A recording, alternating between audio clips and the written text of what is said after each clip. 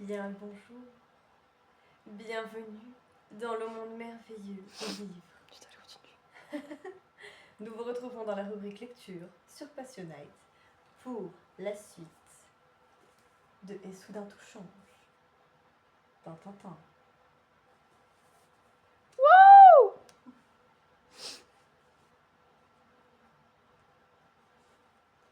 5.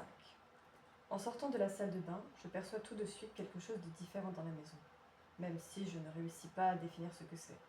Je dévale l'escalier pour aller prendre mon petit déjeuner. C'est la lumière qui est inhabituelle. En entrant dans la cuisine, ce que je découvre par la fenêtre me fige sur place. Le jardin est entièrement blanc. Il a neigé toute la nuit et ça continue. C'est féerique. Le vent fait valser les flocons. Mais ça, c'est trop vrai parce que, tu sais, encore quand ça arrive dans la journée, bon, tu t'y attends pas nécessairement, mais ça arrive. Mais quand tu dors, que hier il y avait rien du tout, tu te réveilles le lendemain, t'es en mode putain, c'est blanc! Le vent fait Mais c'est valser... trop beau la neige. Franchement, vous pouvez pas me dire que vous aimez pas la neige, t'es là, tu peux aller jouer dedans, c'est trop bien la neige! Et puis c'est esthétique. Le vent fait valser les flocons en majestueuses volutes. La table de la terrasse est recouverte d'une belle couche aux formes rondes. L'allée du garage n'est qu'un grand ruban immaculé, seulement strié par les traces de la voiture de mon père qui est déjà parti au travail. Dans l'entrée, le chien aboie. La neige l'excite. Tout l'excite. Maman râle parce que Lucas n'a pas pu s'empêcher de sortir en pyjama pour se rouler dans la poudreuse avec Zoltan. Alors en pyjama, c'est pas une très bonne idée, tu vas choper la grève. Hein. Flocon est installé devant la baie vitrée du salon, sa queue bien enroulée autour de lui. Il regarde les yeux grands ouverts. Ce matin, il ne reconnaît plus son univers. Hier soir, il s'est endormi et tout était comme d'habitude. Il se réveille et soudain tout change. Oh! Il a étalé le titre! C'est tout dégueulasse. C'est comme hier.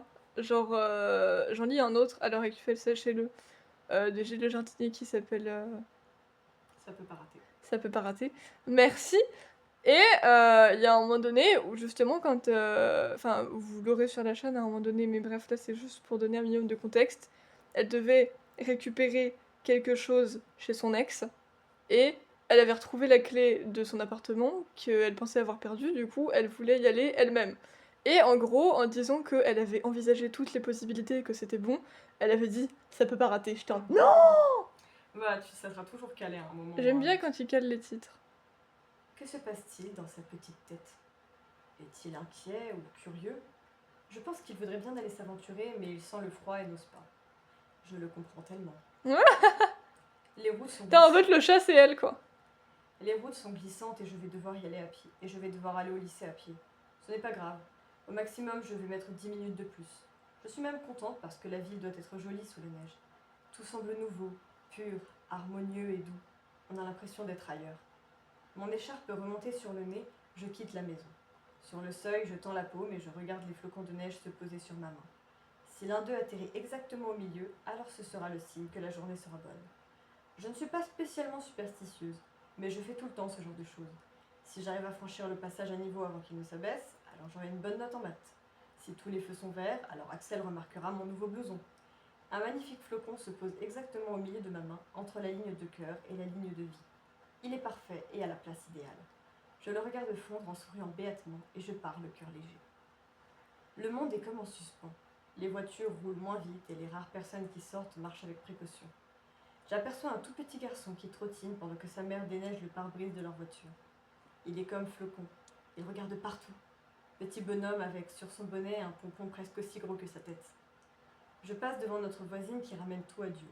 Lorsqu'il pleut, elle dit qu'il pleure. Ce matin, elle doit penser qu'il a des pellicules et qu'il se secoue la tête au-dessus de notre pauvre monde. C'est dégueu. Je préfère oublier l'image.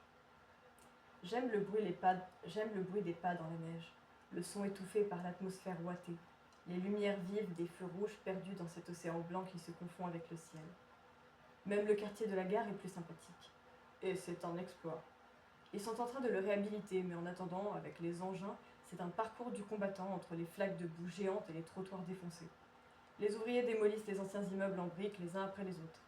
Celui au pied duquel je passe tous les matins est l'un des derniers à tenir encore debout. Il s'est vidé en fin d'année dernière. Juste avant les vacances de Noël, il y avait encore de la lumière aux fenêtres. Depuis le début de l'année, elles sont murées. Les bulldozers ont déjà presque fini d'abattre les bâtiments situés plus haut dans la rue. Il ne reste qu'un champ de ruines, des amoncellements de gravats et de poutrelles, repoussés par des pelleteuses qui remplissent des camions dans un vacarme épouvantable. Je n'aime pas ce qui change. Je me souviens encore de la boulangerie située à l'angle de la rue. C'est le premier endroit où je suis allée faire les courses toute seule. Une baguette pas trop cuite, s'il vous plaît, et avec la monnaie. Je voudrais des bonbons. J'ai dû prononcer cette phrase des centaines de fois. La boulangerie n'existe plus. Même pas 20 ans et déjà l'impression d'être un fossile. Je parle comme mon grand-père. Devant l'immeuble... T'inquiète, t'es pas la seule. On a tous des coups comme ça où on se dit des trucs, on fait putain, je me sens vieille. Mais en fait, c'est terrible parce que tu te dis t'as grandi avec un truc et le truc il est plus là. Donc même si t'es pas vieux, tu te dis putain.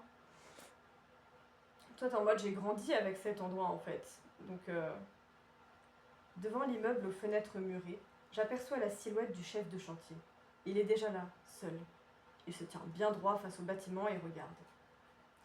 Il réfléchit sûrement au meilleur moyen de le faire s'écrouler. Ça n'est pas le premier matin qu'il est là parce que je l'ai déjà remarqué. Je poursuis mon chemin. Léa habite dans un joli quartier pavillonnaire. Sa maison est ancienne, en meulière, elle a du charme et surtout un vrai grenier aménagé. Son jardin est au moins 2 fois plus grand que le nôtre. En ouvrant sa grille, le battant métallique racle le haut de la couche de neige et dessine un quart de cercle parfait. Madame Serben y verrait probablement un angle d'environ 45 degrés ou l'arc d'un cercle dont le périmètre est égal à 2 fois le nombre pi multiplié par le rayon. Percevoir le monde ainsi doit être terrible. Je regarde vers la maison et je découvre Léa à la fenêtre du salon. Elle me fait des grands signes. Elle m'attendait. Délicieux frisson de bonheur. Quoi de plus agréable que de voir ceux que vous aimez heureux de votre arrivée. Elle sourit, son visage baigné de la chaude lumière qui l'entoure. Alors que j'arrive à la porte d'entrée, je reçois une boule de neige en plein dans le dos. Je me retourne. C'est Christophe, le père de Léa, qui, sur le seuil du garage, rit de son mauvais coup. Salut Camille. Bonjour. Ce n'est pas mon père qui ferait ce genre de choses. Pourtant, avant qu'il ne change de travail, on s'amusait bien ensemble. Ellipse. Non.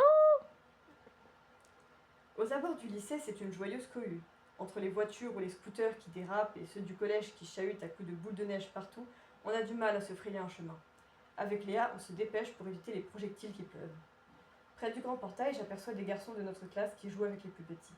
Je propose à Léa. J'aimerais bien m'éclater avec eux. Tu viens ? J'ai déjà froid. Ils vont m'en mettre dans le cou et j'ai pas envie. Sur le muret, je ramasse quand même de la neige et je vise Léo. Il est touché à l'épaule et identifie aussitôt l'origine du tir. Pourquoi ai-je tiré sur le sol qui se prend pour une machine de guerre ? Oh putain, t'es dans la merde. La contre-attaque est sévère et il y a un dommage collatéral. Les petits se sont rendus compte que j'étais entrée dans leur jeu et trop contents d'avoir une nouvelle cible, ils s'en prennent aussi à moi. Léa fuit vers le hall pour se mettre à l'abri. « Bonne chance, ma vieille !» me crie-t-elle en cherchant son souffle. « Fallait pas les provoquer !» Les collégiens me chargent.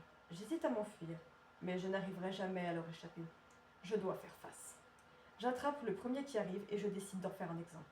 Je le roule dans la neige et je le chatouille en lui faisant manger une poignée de flocons. Il est mort de rire et appelle ses copains à la rescousse. Petit monstre, ils sont solidaires. Sentant que je ne vais pas pouvoir résister à la horde qui rapplique, Léo, Malik et Clément se rangent à mes côtés. J'en fais tomber un deuxième et je lui frictionne la figure avec de la neige. Il se tortille en suppliant. « Pitié, madame !» Madame, oh putain, madame, alors qu'elle est juste au lycée. Madame ? Mais quel âge croit-il que j'ai ? Je suis sciée. C'est la première fois de ma vie qu'on m'appelle madame. Profitant de ma stupeur, il se sauve à 4 pattes, le dos à l'air. Dois-je lui dire de se couvrir ou que je vais le tuer ? Non mais madame, bro, au lycée, non, on m'appelle pas madame, ça va pas ou quoi? Au lycée, c'est nos profs qu'on appelle madame, pas nous. Face à nous, la cavalerie du collège déferle. Mes copains ont beau faire écran, c'est un véritable déluge de boules parfois bien tassées qui s'abat sur moi. Je ne vois plus rien. J'ai de la neige dans les yeux. En titubant, je recule et je percute Dorian qui tente de rallier le hall. « Vous jouez comme des bébés !» siffle-t-il. « Vous êtes ridicules. Si vous voulez pas grandir, fallait rester en 6e. » Je m'essuie les yeux, désemparé. Il est déjà loin, secouant la tête avec mépris. Les boules pleuvent toujours, mais ce crétin m'a gâché mon envie de rire. Pourquoi n'aurait-on plus le droit de jouer quand on grandit ? Pourquoi faudrait-il renoncer à ces joies simples pour rentrer dans des codes et se prendre au sérieux ? Qu'est-ce qui est le plus débile ? Jouer à la neige ou s'extasier sur une application de téléphone aussi futile que payante ? Une grappe de petits suspendue à ses épaules, Clément s'écroule à mes pieds. « Aide-moi, Camille ! Fais-leur bouffer de la neige !» Je n'arrive pas à bouger. Quand je me pose des questions, je ne parviens plus à m'amuser. Ça sonne. Comme une nuée de moineaux, les collégiens disparaissent vers leur bâtiment.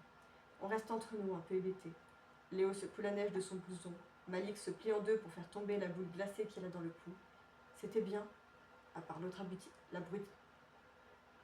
À part l'autre abruti qui passe sa vie à dézinguer ceux qui l'entourent, c'était vraiment bien. Les rares fois où l'on arrive à tout oublier, à se laisser aller dans l'instant, personne ne devrait avoir le droit de vous agresser.